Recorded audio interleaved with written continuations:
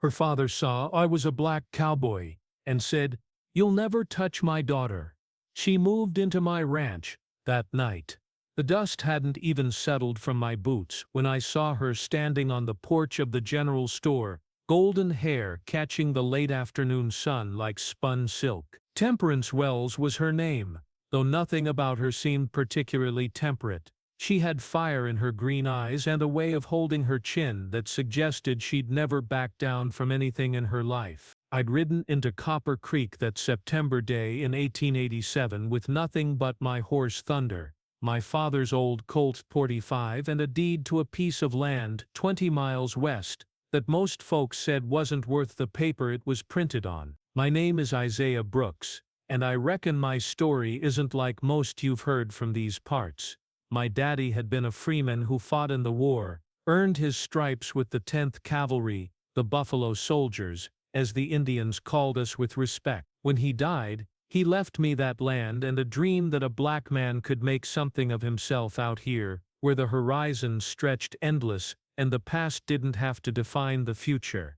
But dreams and reality are two different beasts, as I learned quick enough. I'd been in town maybe 10 minutes, just long enough to water Thunder and inquire about supplies when Temperance came down those wooden steps like she was walking on air. She wore a simple blue dress that matched the sky, and when she smiled at me, actually smiled, not the cautious nod most white folks gave me, I felt something shift in my chest, like tumbleweed caught in a sudden wind. "You're new," she said, and it wasn't a question. In a town like Copper Creek, population maybe 300 on a good day, strangers stood out like cactus flowers in winter. "Yes, ma'am, Isaiah Brooks." I touched the brim of my hat. "Just bought the old Harrison place west of here." Her eyebrows rose. "That's scrubland? Why, nothing's grown there but sage and rattlesnakes for 20 years. Sometimes the land just needs someone who believes in it," I said, and she laughed, a sound like silver bells in a church tower. "Well, Mr. Brooks, I hope you're right. This town could use some believer." That's when her father appeared.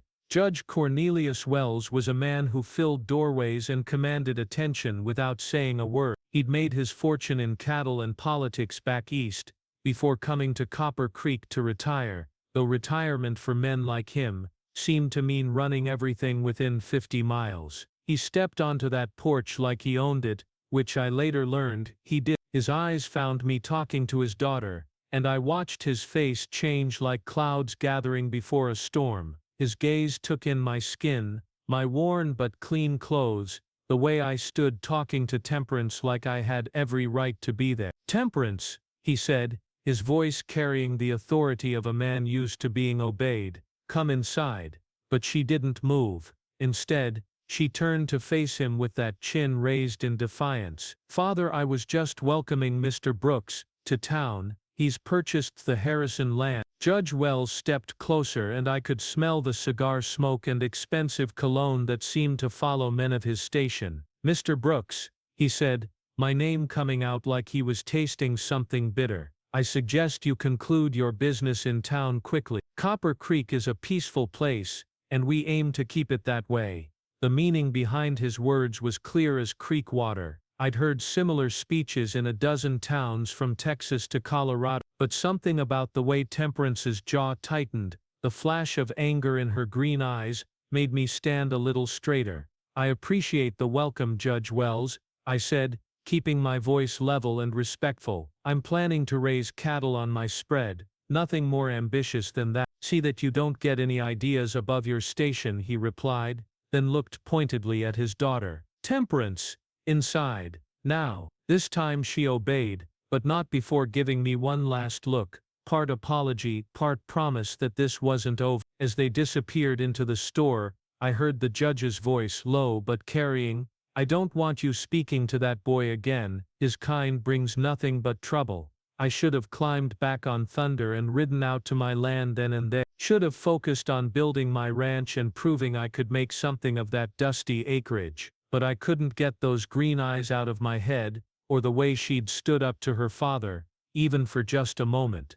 Over the next few weeks, I threw myself into the work. The Harrison place was exactly as described, 20 acres of stubborn ground that had defeated its previous owners, but I'd learned patience from my daddy, and determination from the army. I cleared rocks, dug a well, and started building a small cabin from timber I cut in the foothill. Thunder was good company, but the nights got lonely. Sometimes I'd ride to the ridge that overlooked town and watch the lights flicker in the windows, wondering what Temperance was doing, whether she ever thought about the black cowboy she'd met for all of 10 minutes. I didn't have to wonder long. She came riding out to my place on a Tuesday morning 3 weeks later, sitting astride a beautiful chestnut mare like she'd been born in the saddle. I was splitting logs for the cabin when I saw her approaching, and I set down my axe to watch her ride. She moved with the confidence of someone who'd never doubted her right to go wherever she pleased. "Mr. Brooks," she called as she dismounted, "I brought you something." She reached into her saddlebags and pulled out a pie wrapped in gingham cloth. Apple from the smell of it with cinnamon and something else that made my mouth water. "Ma'am, you shouldn't be here," I said, though I made no move to send her away. "Your father—" "My father doesn't own the whole territory," she interrupted, "and I go where I please." She looked around at my half-built cabin, the cleared ground, the beginnings of a corral. "You've accomplished more in 3 weeks than most men do in 3 months. Still got a long way to go," I admitted, "but it's starting to look like something." She smiled, and again I felt that shifting in my chest. "It looks like home." We talked for over an hour. She told me about growing up back east, about coming to Colorado with her father after her mother died, about how the wide open spaces made her feel free in a way the city never had. I told her about my daddy, about the Buffalo Soldiers, about my dream of building something that would last. "Most people around here think you're crazy for trying to ranch this land,"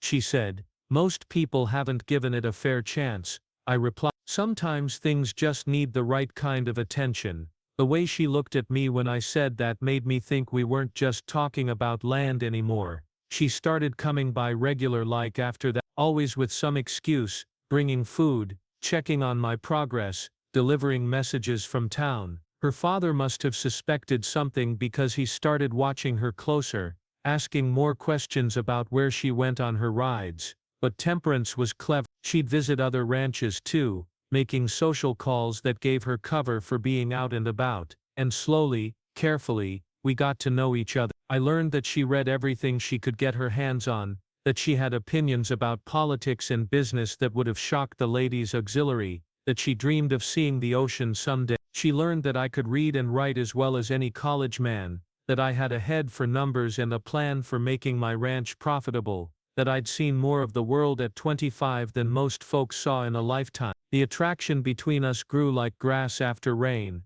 natural and inevitable, despite all the reasons it shouldn't happen. We both knew we were playing with fire. A black man and a white woman in 1887 Colorado. It was the kind of thing that could get a man killed and a woman ruined. But when you find something real, something that makes the sunrise look different and gives meaning to all the hard work and lonely nights, you don't just walk away from it.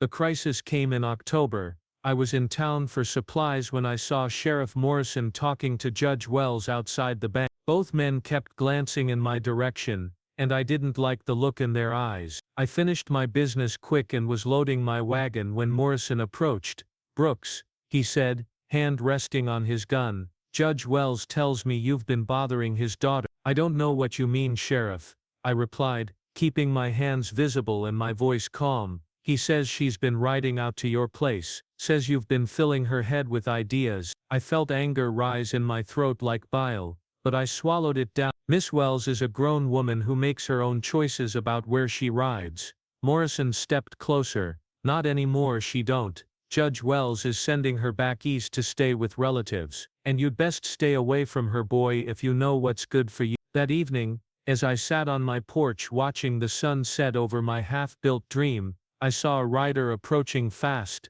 Even in the growing darkness, I recognized Temperance's silhouette. She pulled up in front of my cabin, breathing hard, her face streaked with tears. "He's sending me away," she said without preamble. "Tomorrow morning. He says I've brought shame on the family name just by being seen talking to you." I stood up slowly, my hands clenched into fists. "Temperance, he called you terrible things, Isaiah," Said you were nothing but a savage who didn't know his place. Said if he ever saw you near me again, he'd have you arrested or worse. The pain in her voice cut me deeper than any insult. I'd been called worse things by better men than Judge Wells, but hearing it hurt her made my blood boil. Maybe it's for the best, I said, though the words tasted like ashes. You deserve better than this, better than hiding and sneaking around, and don't you dare, she interrupted, dismounting and walking toward me with fire in her eyes. Don't you dare decide what I deserve. I'm not some fragile flower who needs protecting from her own choices. She stopped right in front of me, close enough that I could smell the lavender soap she used, see the determination burning in her green eyes. I love you, Isaiah Brooks. I love your strength, and your kindness and your dreams. I love the way you see the world and the way you make me feel when I'm with you. And I'll be damned if I let my father's prejudice or this town's small-mindedness keep me from the man I want to spend my life with. Before I could respond, she reached up and kissed me. It was soft and fierce, and desperate all at once, and when we broke apart, I knew there was no going back for either of us. Marry me, I said, the words coming out before I'd even thought them through. She smiled through her tears. Yeah, we were married that very night by Circuit Judge Hamilton, who happened to be passing through Copper Creek on his monthly rounds. He was an old abolitionist who'd fought alongside my father in the war, and he performed the ceremony in his hotel room with his clerk and the hotel owner as witnesses. By the time Judge Wells discovered his daughter was missing the next morning, we were legally husband and wife, and Temperance had moved into my half-finished cabin. The reaction was everything we'd expected and worse. Judge Wells rode out to my place with Sheriff Morrison and 3 other men, all armed. I met them in my front yard with my rifle in my hands and my wife standing beside me on the porch. You've made the biggest mistake of your life, boy, Wells snarled. I'll see you hanged for this. For what? I asked. Marrying a woman who chose me freely. Judge Hamilton has the papers filed legal and proper. You kidnapped my daughter.